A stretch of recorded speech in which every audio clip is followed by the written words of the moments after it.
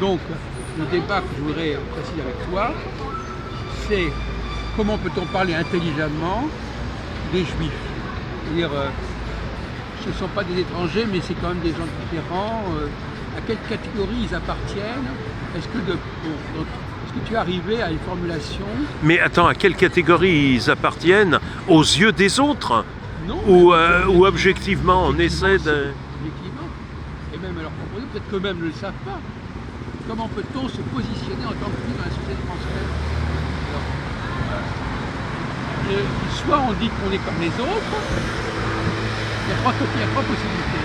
Soit on est comme les autres, soit on est des étrangers qui viennent d'ailleurs, ce qu'on appelle l'horizontalité, c'est-à-dire ces différences qui viennent d'ailleurs, ou bien alors on a une, comme tu disais toi-même, on a une condition sociale différente, on appartient à une classe sociale différente, ce qui fait qu'on est à la fois différent, mais on fait partie du même système.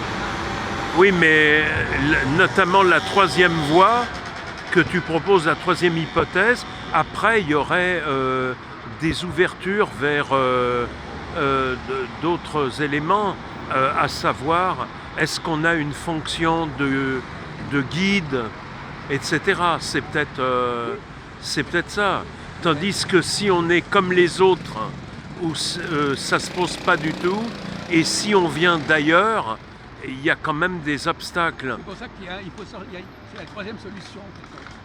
Oui, mais en même temps, chacun sa vérité. Il y a des gens qui peuvent opter pour le 1 et le 2, ou le 2. Peut-être. Voilà. Et ils existent aussi la et question, c'est ils peuvent le motiver. Des trois statuts, quel est le plus confortable, quel est le plus acceptable, quel est le plus fort. Voilà, tout. Alors, ou bien on se situe, comme tu disais, par rapport à Marx, une classe sociale particulière. En tout cas, le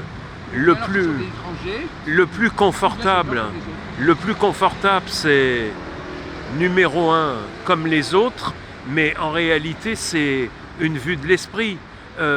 C'est sur le papier parce que les autres te feraient vite sentir peut-être, une partie des autres, que tu te trompes et qu'à leurs yeux, tu n'es pas comme eux. Donc, tu n'es pas comme eux, mais tu n'es pas pour autant un étranger nécessairement. Parce que tu as la même culture, tu as le même visage. Donc on a l'impression qu'il manque, il y a un modèle, il y a une catégorie qui manque. C'est la théorie de la catégorie qui manque. C'est autre chose.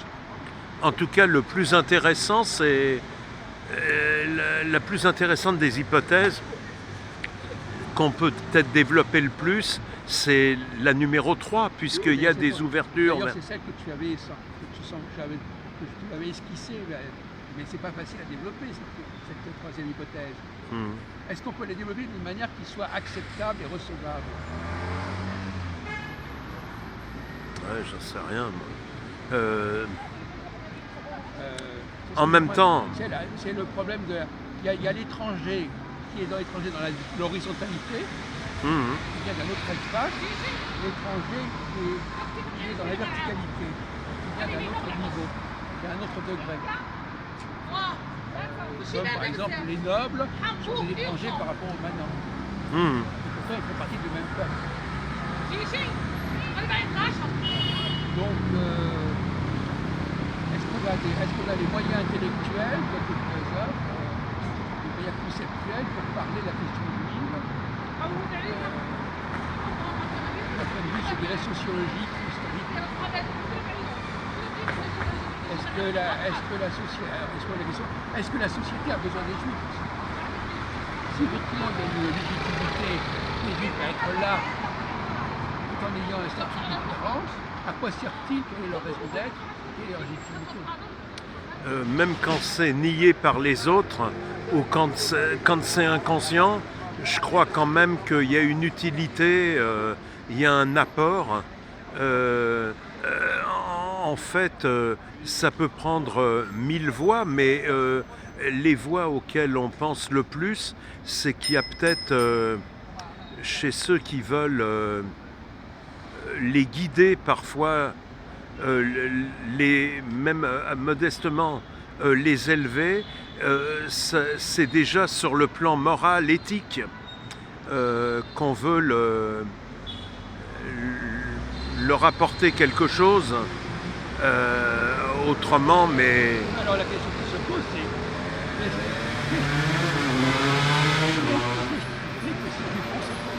qu'est-ce qui fait que ces juifs ont cette faculté? D'où ça leur vient?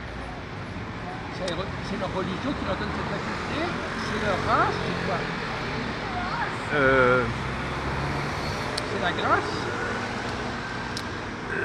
c'est pour certains te répondraient c'est leur religion, mais en même temps, foi, croyance et éthique, c'est peut-être intimement lié au sein de leur religion.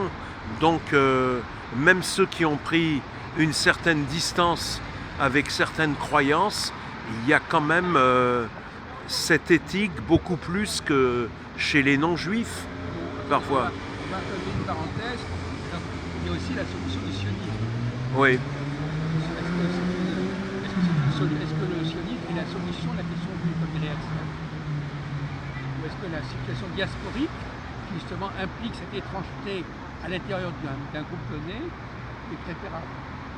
Non, mais le sionisme comme solution aux problèmes juifs, mais dans le même temps, notamment les sionistes de gauche, parce que je ne sais pas où tu veux en venir, mais moi je m'égare, mais les sionistes de gauche, quand le parti travailliste israélien, ça doit être encore le cas, mais quand il était plus consistant et qu'il faisait partie de la seconde internationale, il avait sans doute, il aspirait aussi à apporter quelque chose aux non-juifs des autres.